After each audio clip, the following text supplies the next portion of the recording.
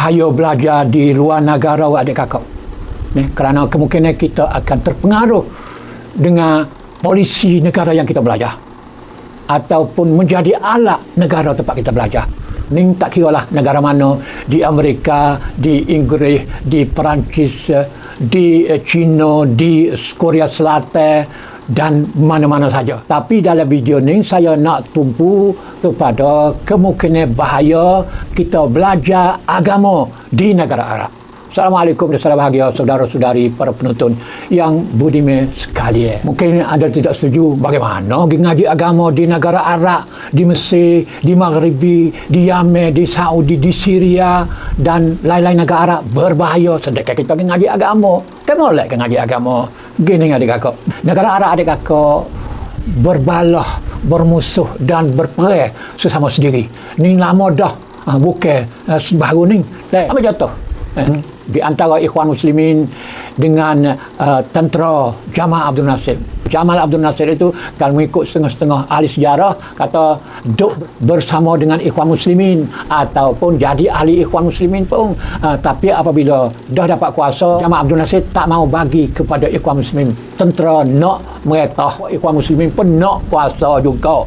Balah musuh di antara mari akhirnya pihak berkuasa yang kuat ni Jamal Abdul Nasir pun bunuh pemimpin Ikhwan Muslimin termasuk Syed Qutb kena gatau. Kemudian orang yang belajar di Mesir pada waktu itu di seluruh dunia dia bawa balik perbalahan di antara Jamal Abdul Nasir dengan Ikhwan Muslimin itu bawa ke negara mereka. Saya bagi contoh mudah-mudah di Malaysia. Di Malaysia ada orang yang belajar di Mesir ramai bawa balik idea tu dilaksanakan dalam politik. Padahal bukan di rumah mereka, Mesir dong, perbalahan, sirak siasi, konflik politik di Mesir tu, tapi dibawa balik buat contoh hukum sama mereka dalam negeri. Di mana PAH buat kerja kepada UMNO dalam perkara ni. PAH asalnya daripada UMNO tapi pecah tu baik. Mari pada zaman orang mengaji Mesir pada zaman Jamal Abdul Nasir ni buat kelik ambil contoh hak politik di Mesir tu, mari pelaga, mari laksana dalam negeri. Maka PAH pun hukum kata UMNO bukan Islam, ni pemimpin-pemimpin PAH sendiri duk kata gitu. Ni jahiliah. Ni kafir, siapa kafir adik kakak? Ni tengok berlaku. Zaman Jamal Abdul Nasir di sana disebarkan pemikiran Qaumiyah Al-Arabiyah, kebangsaan Arab, dan dicelup juga dengan Al-Isyirakiyah Al-Islamiyah, sosialis Islam. Idea ni dibawa ke tempat kita. Kata Wahabi ada sikit-sikit, jadi tidak jadi masalah lah. Selepas Jamal Abdul Nasir tinggal dunia, mari Anwar Sadat sebagai Presiden Mesir. Anwar Sadat pula kerana dia merupakan presiden yang tak kuat pribadi, tak kuat syakhsiah, leadership kepimpinan tu tak kuat sangat, karisma tu, Khampin Punam tu tidak kuat seperti dengan Jamal Abdul Nasir, maka dia buka jalan. Baik pula sedikit sebanyak, tak seluruhnya dengan Al-Ikhwan Muslimin. Diberi peluang macam-macam lah kepada Ikhwan Muslimin ikut pilihan raya. Bagaimanapun selepas 10 tahun lebih, dekat dengan 11 tahun Presiden Anwar Sadat memerintah negara, dia dibunuh dalam perbarisan tentera sempena ulang tahun Perang Oktober pada tahun 1981. Orang yang dibunuh dia tu adalah tentera yang ada dalam upacara perbarisan itu juga, iaitu Khalid Islambuli daripada Kumpulan Jihad Al-Misri. Zaman Sadat ni, orang yang belajar di Azhar pada waktu itu terbuka dengan Ikhwan Muslimin dan terbuka dengan pandangan-pandangan kumpulan juga. Sebab Anwar Sadat yang beri kebebasan sikit di Mesir, dan ini semua menyebabkan Azhar pun jadi terbuka sedikit. Tak ada jadi seperti dengan zaman Jamal Abdul Nasir. Kemudian datang pula zaman Hosni Mubarak. Hosni Mubarak ni berkata lama, dekat 30 tahun, 29 tahun lebih.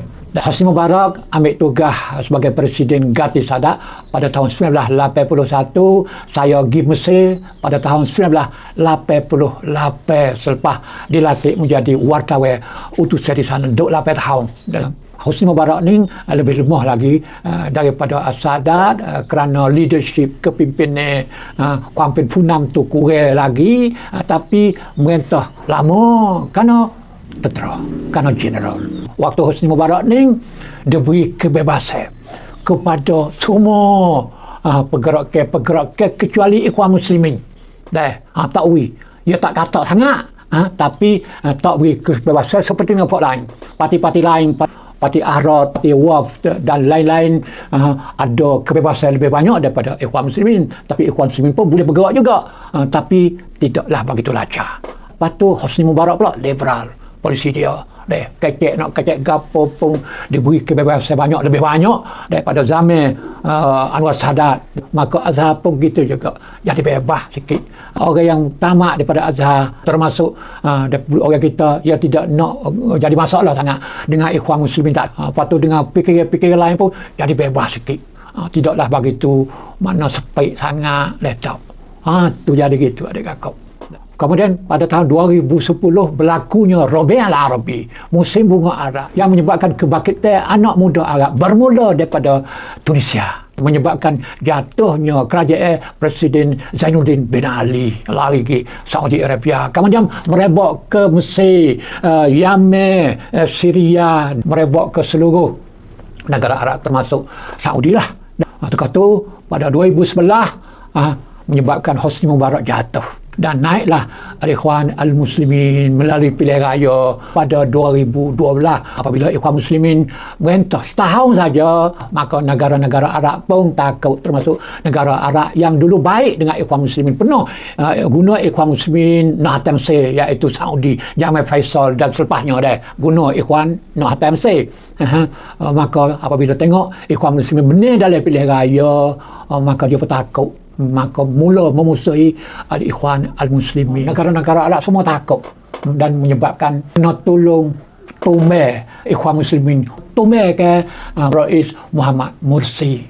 Pada ketika itu negara yang paling banyak menyumbang duit, beri duit kepada tentera Mesir, kepada Abdul Fattah Sisi supaya guling Mursi adalah Saudi Arabia.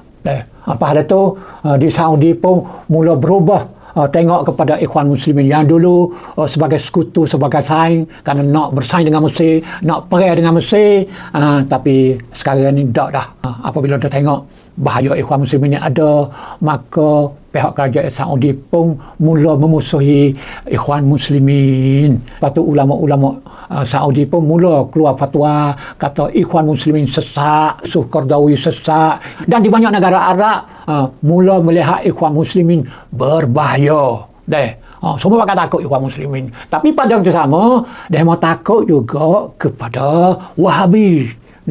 Kerana Wahabi ni dalam perutnya ni terbit macam-macam kumpulan yang melampau, yang ekstremis. Dia panggil Salafi Al-Jihadi, Ad-Daulah Al-Islamiyah fi Iraq wa Syam, dan Al-Qaedah. Semua itu baik daripada pemikiran Al-Wahabi. Maka dengan itu banyak negara Arab, boleh dikata hampir ke seluruh negara Arab, selain dia ada berperang dengan Al-Ikhwan, Rabi' al-Arabi dia berperang, takut ada mari sekali lagi, Ikhwan pun mereka perang juga, Wahabi pun perang juga. Dan cara dia membuat mudah saja, iaitu ambil tarikat Sufi. Orang yang ngaji di Mesir pada zaman Presiden Abdul Fattah Sisi ni, mereka akan membawa aliran Sufi, aliran tarikat Sufi, dan pada waktu yang sama mungkin, bukan semualah, berperang dengan Al-Ikhwan Muslimin. Begitu adik-adik. Bagi orang yang ngaji di Maghribi, ngaji di Syria, ngaji di Jordan, ngaji di Yemen dan lain-lain negara adalah super belaka. Dengan itu kita kena ada kesedaran yang sangat tinggi dan berusaha nak keluar daripada acuan kurikulum ataupun sukatan pelajaran di negara tempat kita belajar yang biasanya dibuat berdasarkan fahaman nas ala dini mulukihim. Manusia itu mengikut agama raja-raja mereka. Pepatah Arab ini adalah pedai dua mata. Boleh jadi baik, positif, dan boleh jadi buruk, negatif, mengikut konteks negara. Keseluruhan perbincangan saya dalam video ini adalah sisi buruk negatif, disebabkan semua negara Arab diperintah oleh pemerintah kuku besi belaka, sama ada raja maupun tentera. Terima kasih kerana menonton dan kita berjumpa lagi dalam bahagian akan datang. Sekian, wassalam.